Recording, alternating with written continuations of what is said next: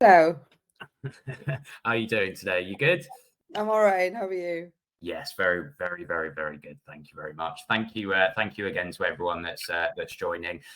So I want to introduce our guest. So this is Aditi. She was the former head of UK third-party risk at Capital One.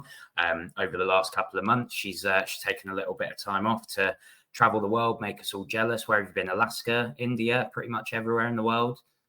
Yeah, kind of, sort of. Alaska, Canada, India. Yeah.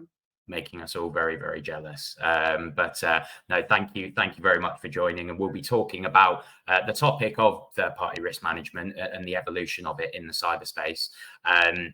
And this is something for everyone, really, whether you're not really necessarily aware of what third-party risk management is.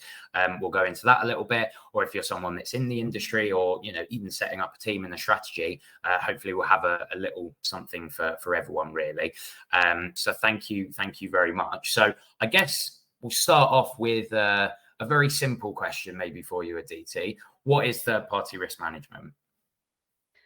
So first of all, thank you very much for inviting me to this. I'm very excited to be doing this. This is the first time ever that I've done something of this sort. So so if there are any mistakes, I will like a do-over, please, but I'm hoping it all goes well. So what is third-party risk management? It's quite a simple concept, really. So most of the organizations, all organizations really rely on external parties, so third parties, to help them meet their business goals. So it helps them meet their service requirements. It helps them be more agile, and it helps them, take their products to customers faster. So they rely on third parties to deliver these products. Third-party risk management essentially looks at how this risk of outsourcing their services can be managed more effectively. How is it that the outsourcer, almost the organization that's outsourcing these services, understands the risk of doing that, how their data is kept secure when it goes to a third party, and how they can still meet their regulatory requirements if they are in a regulated environment. So third-party risk management looks at all of that. It is an effective oversight and understanding of your own supply chain in a sense. Yeah, and that could be any sort of company. It could be the company that cleans the windows at the offices, or it could be, someone that implements a HR platform. So imagine it just gets bigger and bigger and bigger, considering how many third-party suppliers that companies, especially like Capital One, would have. And how did you get into the space? Because I can imagine when you went into it, wasn't a massive area. So I started off as an information risk consultant back in India many years ago. And at that point, I was doing a little bit of everything. So I was doing information security advisory work. I was doing policy work. I was doing business continuity planning, a little bit of everything, really. One of the things I really enjoyed was doing assessments for ISO 27001, which is something I continued when I moved to the UK.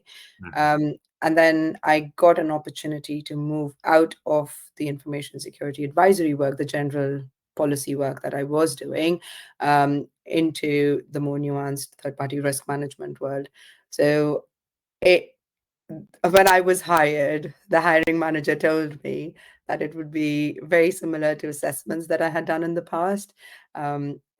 Instead of doing internal assessments, I was just going out and looking to see if suppliers met the same requirements that we held ourselves to. So yeah, that's how I got into it. And then once I did, I realized it was a lot of fun because I got to meet a lot of suppliers. I got to understand various different ways of implementing controls. Whereas, when I was doing it internally, I always saw just one way of doing it, which was the internal way of doing it. So I learned a lot. I enjoyed it, and so I stayed on. Yeah. And was there any particular kind of shocks when you went into that area, or was it, was that change from doing, internal assessments quite an easy jump for you? So the assessment aspect remained the same, really. It was, I think, the massive shock. It wasn't really a shock, but it was just a different way of thinking. It was this, when I tended to have, when I first started doing assessments, I expected that I would always get similar answers from different Mm, organizations for how a control was implemented. So, for instance, how they were managing patches. I expected that they would all manage it in the same way. They would have a tool. They would have scanning in place to make sure to find out what their compliance levels were.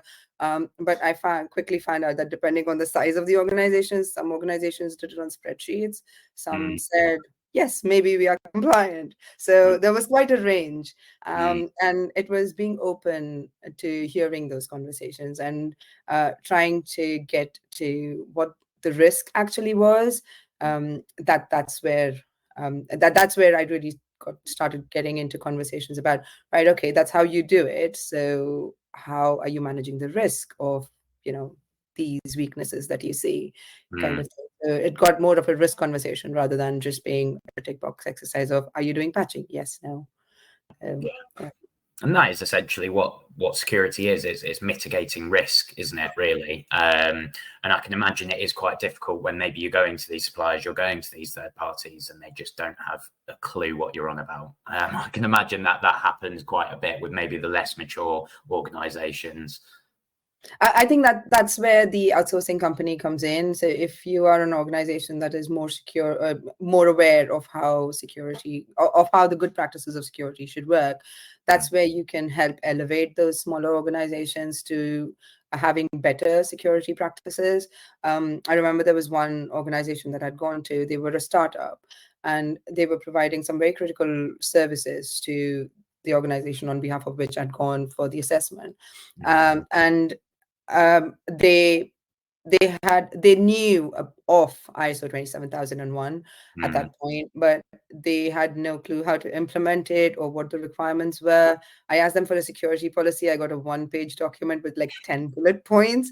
mm, So it ended up being less of an assessment and more of a conversation about, this is what the minimum security requirements are for us as an organization to be able to do business with you. mm. Um, these are the potential ways in which you can perhaps meet it. So it ended up being collaborative exercise of bringing them up to speed on their security requirements. They did end up going on to get their ISO certification, so I think it worked out well. Yeah, absolutely. It leads on quite nicely to my next question, actually, about, I'm sure when you were having those conversations, you were trying to articulate why it's so important to have your third-party risk management processes in order. So why is it so important to have that? I think having it in place is, as I said, it is to have an effective oversight and a very good understanding of, where you're sending your sensitive information out, who are the people who are helping support your critical business processes, who are the people who are the organizations out there who are holding that sensitive data, and if they were not able to deliver that service, what's the impact that's going to have on you if you didn't know who had it and who's providing that service to you. If at any point, if there was an incident or if there was an event of any sort, you wouldn't know who to get in touch. So you have to know, who you're sending the data to. I think so I've mainly worked in the financial sector. So there is a lot of regulatory pressure as well on this. Regulators acknowledge that this is a very critical aspect of doing business, of how services are delivered to customers. So there are stringent requirements that need to be met. So there is that reason as well why it becomes important. It's also important to understand that even though the data is with someone else, the accountability still remains with the outsourcing company. So it becomes more important to understand where that data is, what your supply chain looks like, and mostly to reduce risk of reputational damage as well. You don't want to be caught in a position where, one of your suppliers has God forbid, lost the data or has had a processing issue, and you've had no clue, and you hear about it in the newspapers. So that's really not the way you want to hear about it. So all those reasons make it really important that you understand what your supply chain looks like. Yeah, and I think anyone looking over the last year or so could point to a couple of I guess very public breaches that have happened. But it's been through that third party supply chain. Yeah. So I think incidents and breaches actually took a lot of time, at least in the last year before I left Capital One. It was on the forefront of a lot of our morning meetings, and we were constantly looking to see how it's affecting us and how it's affecting our supply chain. There were, even now in the news, you have, you have news articles about ransomware attacks, about zero-day vulnerability attacks and things like that. So they not only have an impact on the organization that's been affected by the breach, but it also has an impact on the organization that's using the service of that, the affected organization. So I think it comes back to understanding what are the kind of backup processes that you might have in place. Again, open conversation with your suppliers to say, I know this is a threat that we are facing. How have you prepared for it? How can we help you prepare for it? How can we test it together to make sure that we're both prepared for it? It's unfortunately now ransomware seems to be something that no one is immune from, right from public services to private organizations. Everyone seems to be affected by it. So it's a case of making sure that we are prepared for it rather than yes, there are ways to mitigate it, of course. All your controls are there in place to help mitigate it, but you also have to plan for that scenario if it were to happen. So I think that's taken up quite a lot of time, and that should be one of, I'm sure it is, but that would be a massive focus area for a lot of third-party risk professionals as well. Yeah, and what I find so baffling as well is that it's now not just third parties you're looking at, it's fourth parties. So who are your third parties working with?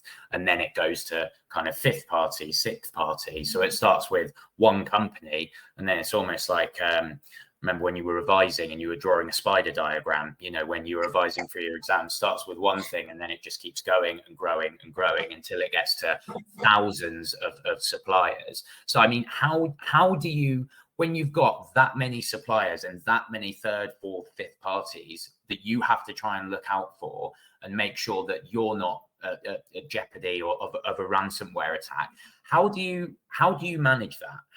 Where does it end?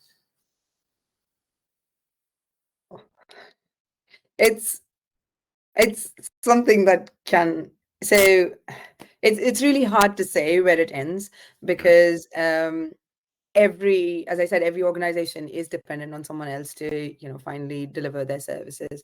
So you try and take it for your critical third parties. You will try and understand where their main critical services or who their critical service providers are, and you look at things like concentration risk, making sure that you understand if there is about, out of your 50 suppliers, for instance, you have 30 who are using AWS. So then, you are trying to understand what kind of concentration risk that brings.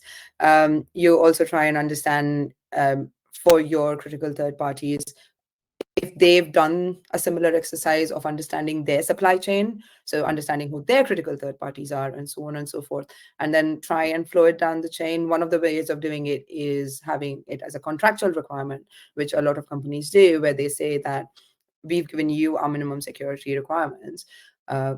You have the responsibility to flow it down to your critical third parties to make sure that they have those minimum security requirements as well.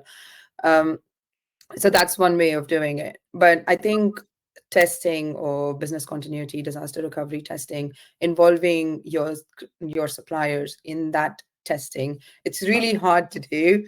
But if you can do it, that is something that will really have value, because when you involve them, they will, if they have not already thought of it, they will realize that they have some suppliers who they are reliant on to provide a service to you. And in the case of a simulated continuity, test, they might realize that, perhaps they need a better plan with them. So it helps strengthen the chain all the way down, hopefully, if it works in an ideal situation. But I think at you've got to determine what the risk appetite for your business is. At what point are you okay to say that, beyond this, I'm happy to accept the risk? So you say you go to your supplier and their critical suppliers, but then beyond that, if you're happy to, if you're as an organization, you're happy to take the risk of, if something happens at that N+3 level, then perhaps it's okay, N+2 level. If you're happy for something to happen at that N+2 level, then yeah, you take the risk. Because every time you're doing this, it costs money, it costs, time.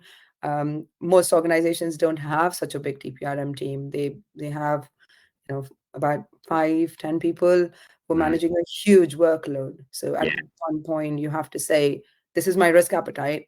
I'm happy to accept anything that falls outside of this, and then work with that. Yeah, so you're looking at your critical suppliers, you're looking at the risk attached with them, then you're going to your third-party suppliers, looking at their critical suppliers, and then seeing, what the risk again is with them. And then it's about deciding, where am I happy, or where am I content, let's say, with attaching myself with this level of risk? What is my risk appetite at that level? And like you say, a lot of businesses, unfortunately, just don't have that big of a team to be able to analyze, go to, these hundreds of thousands of suppliers. So it's about making a decision. And I think that's a lot of what security is as well. It's understanding where you are content with the risk. And that's what a lot of businesses now have done, have looked to your kind of third-party risk tools, for instance. So they will save a little bit of time in terms of automation. What have you seen as the benefit for those tools and using those tools? So just a quick step back to say that, so the focus of TPRM essentially is to reveal, to understand, and to manage and to reduce any supplier risks that you have. So in order to, so there are different ways in which you can do it, and tools help integrate all these three things together. So again, it depends on what kind of tool you have. There are various tools out there, some that help you just understand or identify what the risk is. So there would be tools that help you with the perimeter scanning, with doing assessments. There are tools, there are organizations out there that provide the services of having a database almost of all of assessments done with different organizations, and they have it for standard security questions. So that provides a starting point almost to your risk discussions that you have with your supplier. There are other tools also that give you, and as I said, an integrated view. So things like CyberGRX, for instance, or Prevalent, for instance, that gives you more of a view of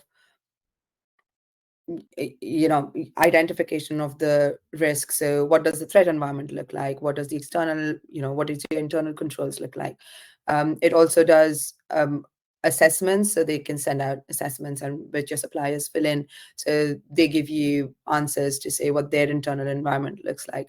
And then you have that data which is analyzed and given to you in a form that you can really make sense of. So information in terms of, what are the compliance levels, what are the potential things that you should be concerned about. So looking at all that across your supplier network really gives you an idea of what is the level of risk that you're carrying. It is finally up to the team to have that expertise to try and make sense of what that means, because along with all the data that the tools gives you, you need to have a very good understanding of what your business goals are to be able to overlay and say, right, this is what the tool is telling me, this is what my business goals are, this is what it means to us, this is the impact of what we've done so far with our supply chain. The so what answer, I think that comes with understanding what the business needs. And these tools, as you say, some of them will just send out questionnaires, due diligence questionnaires, assessments. How much can you customize those according to your business and what you want to find out, or are they a kind of regulated set of closed questions that they can ask? So there are both types. I've come across both types. One where you have a regulated set, like you have a closed set, and that's what they send out. There are others where you have a set of questions, but then you can add to it and you can customize your own. It again depends on how much you want to spend on it, how much, what your budget looks like, what your risk tolerance and your risk appetite looks like, and how much you want to do. You do obviously have, as I said, an end-to-end view. You can get an end-to-end view of everything from onboarding to offboarding a supplier, and everything in between is done by the tool. You have organizations out there which consider themselves to be quite mature, but then they still do it. They use tools for some aspects of the process, but then they still use a manual process for assessments. So it's what works for you and what gives you the confidence that you have an understanding of where your critical risks lie in your supply chain and which are the suppliers that are of most value to you. Yeah, and I found it surprising when I heard that some of the kind of questionnaires that do get thrown out are closed questions. It doesn't allow you to actually explain the type of things that you've done and the type of steps that you've put in place to address the risk. And I always found that quite baffling, to be honest, because a company could say, yeah, I've done that, yeah, I haven't done that, yeah, I haven't done that. Surely you'd want to understand more about the steps that they've put in place. Where do you stand on that kind of closed and open questions when you are going out to suppliers? I think both of them have a place. It might not be the answer you want to hear, but I think both of them have a place. So TPRM is a juggling exercise. So it is, you have a ton of suppliers, especially organizations. So for instance, if you're in the telecom industry, for instance, you have a ton of suppliers, and you cannot ask open-ended questions of every one of them because you will not get through all of those suppliers in your allocated time. It's just not possible.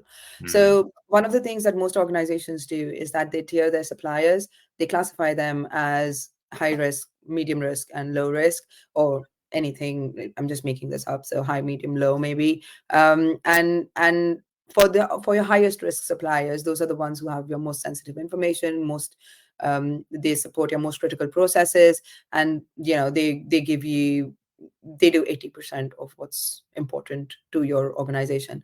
So for those kind of suppliers, I think it's best to ask open-ended questions, because one, that gives you a better understanding of what that end-to-end process or what the end-to-end service looks like for your organization. It gives you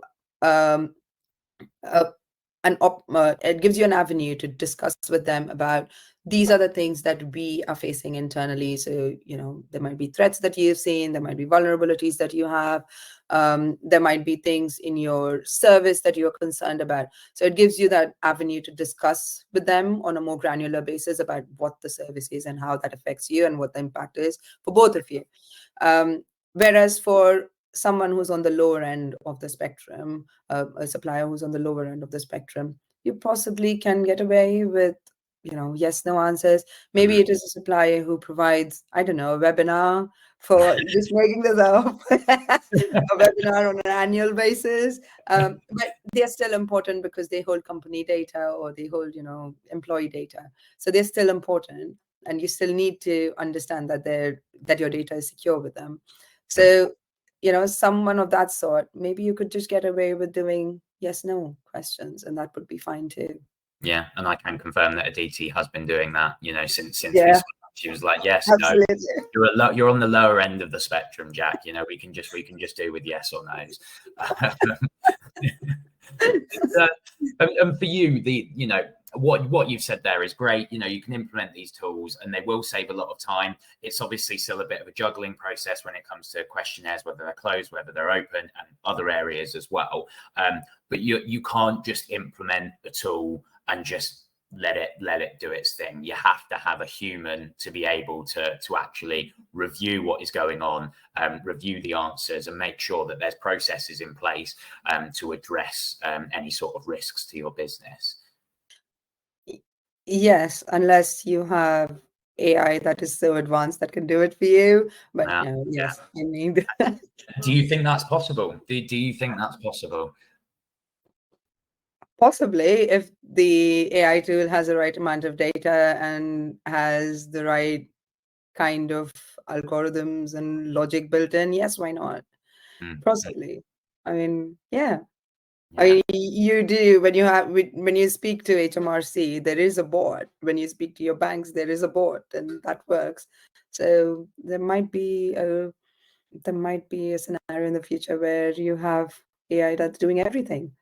But anyway, I digress. But yes, you need someone at the other end of the tool to be able to understand what the tool's telling you, to be able to take that to the decision makers to help them make sense of it, to help tell them to give them recommendation on where the next set of investments need to happen, to be able to say that these are the priorities or these are the concerns that we have for our organization. This is where we need to prioritize. This is where we need to do more.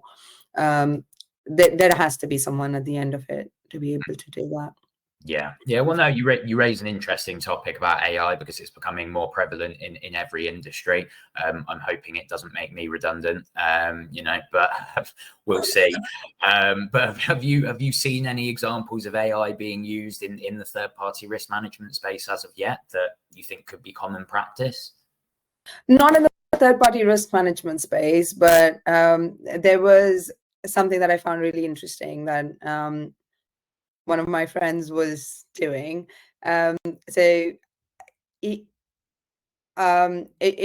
was more about using AI to come up with like 5 or 10 most important questions that you could ask to, say, a new supplier that you're onboarding, to determine if they were, to determine what kind of impact they would have on your risk tolerance and your risk appetite within the organization, to determine if they were the right fit in terms of, your security posture and things like that. So again, it depends on what amount there is a ton of data that all organizations collect. So when you do assessments, you get a lot of information on compliance levels. You get a lot of information about the internal controls of your suppliers. It is the main risk reduction comes through when you can analyze all that data and say that these 5 bits are what is most important to us when we are onboarding a new supplier, and ask those questions up front so that you're not going down the entire onboarding exercise and then at the end of it saying that, oh, right, okay, you don't meet our main requirements, so therefore we can't onboard you. So I think AI can help with that. It can help with understanding that data, doing that analysis on the data. AI is really interesting. I mean, I don't know so much about it at the moment to be able to say specifically if it'll be an amazing tool for TPRM now or not. That's just one use case that I thought of, but other than that, yeah. Well, I guess it's another example of AI or these automation tools saving time right now. They'll save a little bit of time, but you'll still need that human to be able to put those processes in place and actually act on it. And you've had fantastic experience in the area. You've built teams at RBS, at Capital One, to extremely well-known organizations within the third-party space and in any space really. For someone who might be watching that runs a third-party team or is part of a third-party team, what would you say the main areas of focus are moving forward?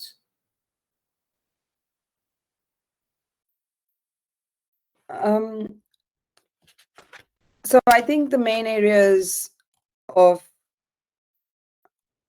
focus moving forward. So, okay, let me start with what the main areas of concern are going forward, or the main drivers going forward are. So there is a lot of regulatory, as I said, there is a lot of regulatory pressure, especially on financial organizations. There is a lot of changes that are coming up in the next few years. You have a lot of new laws that are potentially, being that are being looked at, especially for EU-based organizations, so UK EU-based organizations. There is DORA, which is your Digital Operational Resiliency Act. Yes, that's what it is. So that's DORA. There is your Cyber Resiliency Act, which looks at how your end-to-end, how your product is delivered by your supply chain end-to-end. And there are other acts as well. There is your AI Act as well, which looks at how much AI can be used and what is at what point you need to start telling your regulators that you're using AI and for what you're using them, etc. And we briefly touched upon this as well. So that's one aspect. That's the regulatory aspect. There's also the complexity of the third-party networks that we have to consider. So as we spoke about briefly, at what point do you stop? At what point do you stop saying that this is not my problem anymore? Because it always is your problem if the data lies with them. So it's important to kind of understand the interconnections.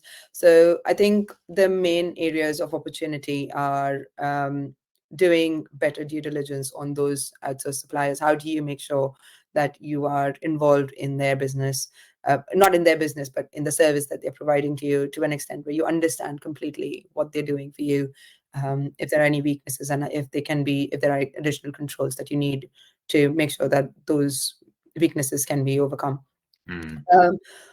The other thing, again, we briefly touched upon this when we spoke about tooling, it is the visualization of data. There is a lot of information out there that you get from threat intel, from your internal vulnerability teams, from your assessments that you do, so understanding your suppliers' internal controls and things like that. Having a better visualization in a way that gives you actionable data, actionable information, something that you can take to your stakeholders and say, this is the reason why this is important, or this is the reason why we should be using this supplier, or this is the reason why we have too much with this one supplier. We possibly need to, move away a little bit. We have too much reliance on the supplier. So having those kind of conversation comes from understanding the data that we have. And I think tools help to a certain extent in that, because then, you have a place where you can put all the data in. It can churn out the information for you, and then you can have those conversations. So in summary, I think the main opportunities are about how you do your due diligence with your outsourced suppliers and using your data effectively. Really. Yeah.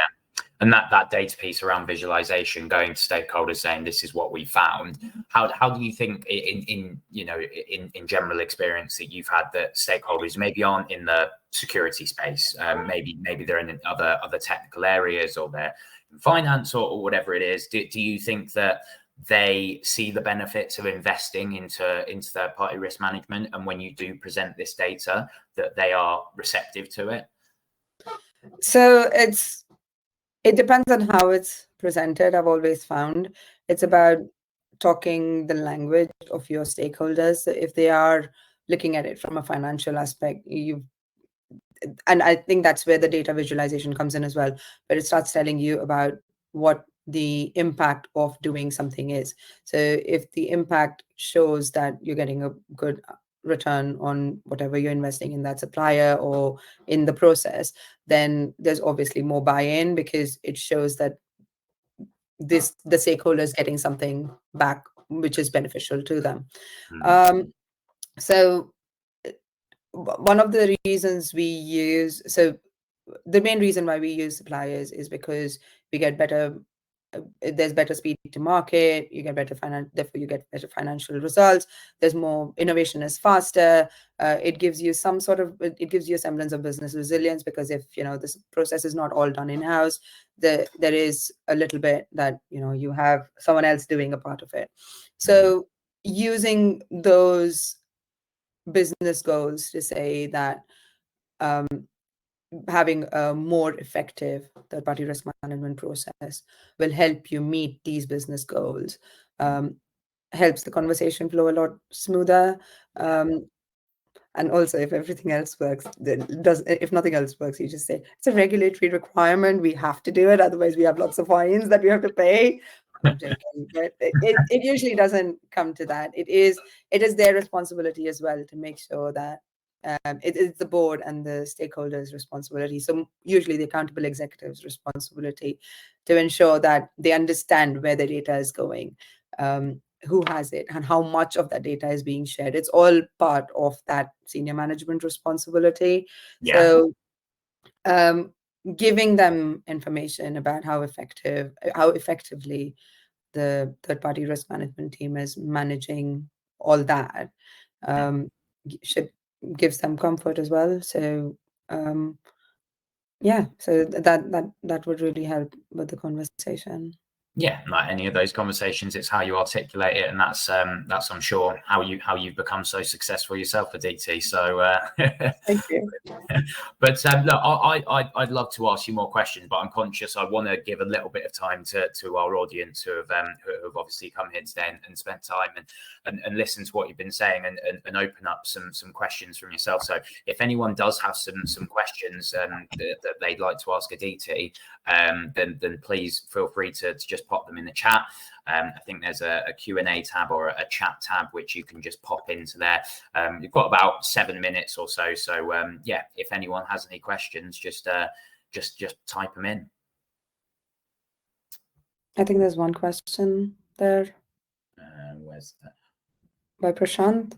Yes, so Prashant, thank you very much. So what is the area of focus? How to run third-party risk management team altogether? Is there a way for Prashant to get off mute? I don't think so. I don't think so. Do you mean, Prashant, in the sense of where you've got? I just want to understand what he means by the question. So when you say what is the area of focus on how to run the TPRM team altogether, I guess. So I'm really sorry if I have not understood this correctly, but in terms of the area of focus for any TPRM team is to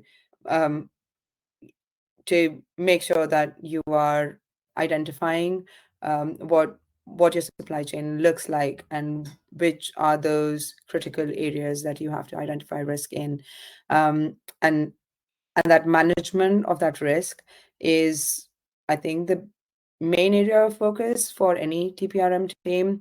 Understanding getting involved in incidents, getting involved in work, in the information that you get from threat intel, from any of your monitoring sources. All that is something that the TPRM team brings together to be able to then go out and ask suppliers for their version or their control structure to manage those risks, and then bring that back to the business. So almost like a liaison point between the organization that you're working for and your suppliers' business to say that this is how our suppliers are managing our risks for us. Yeah, no, thank you very much, Steve. Thank you, Prashant. We've got another question. So this is from Killian. Aditi, how prime do you feel the finance industry is to take third-party risk management thinking on board as we move into 2024? Good question. Okay. So the finance industry is highly regulated. So whether they like it or not, they have to be able to take that into 2024. I think that's where those areas of focus come in terms of prioritizing what are those basic areas that you really need to understand where your supply chain is. So understanding how data has been outsourced, where it has been outsourced, especially with all the new regulations coming in. There's going to be a lot more questions from regulators. So at this point, from the with the financial organizations that I've had a chat with, or I've had the privilege to have a look at how they do stuff, a lot of it is still Excel sheet based with a few tools here and there. So having a better understanding of what data they have will help as they move into 2024. No, fantastic. Good question there, Killian. Thank you very much. And then we've got another question here. So yeah, similar to what we were talking about earlier. So, you know, should we also be conducting complete risk assessments on fourth parties? Sorry.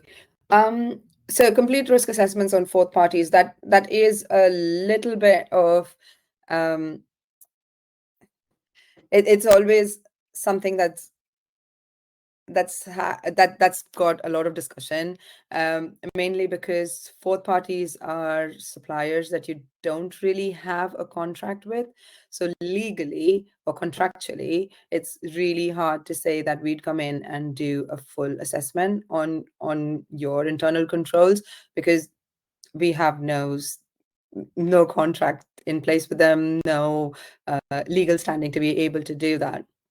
However, that's where I think the third-party relationships come in. So with your, I'm assuming if you want to do an assessment on your fourth party, those are parties that are, those are suppliers that are critical for your existing third-party relationships. So having how we did it at Capital One was we would ask that, well, this is Capital One and RBS and before as well. What we would do is we'd ask questions of our third party to ask if they'd done risk assessments and what those risk assessments covered, and how they made sure that they were comfortable that they were meeting all the minimum security requirements that we had given to them.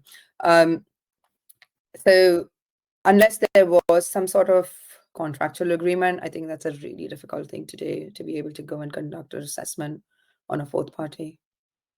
Yeah, no, fantastic. And then I think this is probably the last question we have time for. How to form a third-party risk management team in a big organization? What are critical resource required, like developers, risk analysts? From your experience, can you share how you manage third-party risk management team at the same time as meeting business goals and supplier assessment objectives? Okay. So I think a TPRM team is made up of a lot of different parts. There is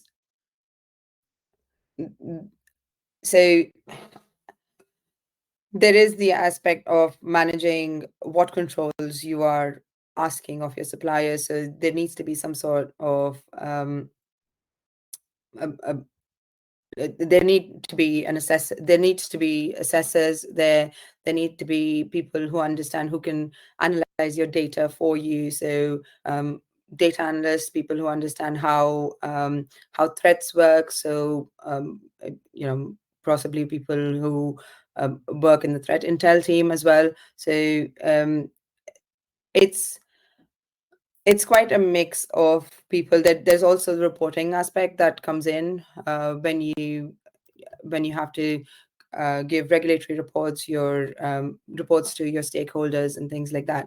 I know this is a very long-winded answer, but from in the teams that I have run, the expertise that we've had within the team included people who could do assessments, who understood how what the business goals were, and how those goals can be translated into what we're doing with the suppliers. People who had subject matter expertise of the various different types of technologies that were there, and how those could be translated into controls that we ask to suppliers. People who could analyze the data, so risk analysts, data analysts, people who could understand, who understood how raw data could be formatted in a way that it gives information to the decision makers. I think that was the main structure of the team. and any reporting, any audit questions, etc., those were all managed within that team. I hope that answered the question. Fantastic. Well, thank you very much, all of you, for your questions. Unfortunately, we've run a little bit over, but Aditi, thank you so much for taking the time. Your first webinar, how did you find it? I think it was really great. It was fun. Well, no, thank you so much for taking the time, and for everyone that logged on. Thank you very much for taking time out of your day. Some really good questions there as well. So yeah, thank you very much, and until next time, see you later. Thank you very much, Jack. This was lovely. Thank you. Take care. Cheers, guys. Bye. Bye bye.